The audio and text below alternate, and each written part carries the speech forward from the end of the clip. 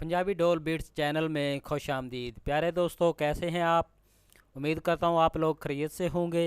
प्यारे दोस्तों, अगर आप हमारे चैनल पे नए हैं तो जल्दी जल्दी हमारे चैनल को सब्सक्राइब कर लें और साथ ही साथ इस बेल के आइकॉन पर क्लिक करके नोटिफिकेशन को ऑन कर लें ताकि हमारी नई आने वाली वीडियोस आपके पास जल्द अज जल्द पहुंच सके। प्यारे दोस्तों, हमारी वीडियो देखने का बहुत बहुत शुक्रिया। तो चलते हैं वीडियो की तरफ।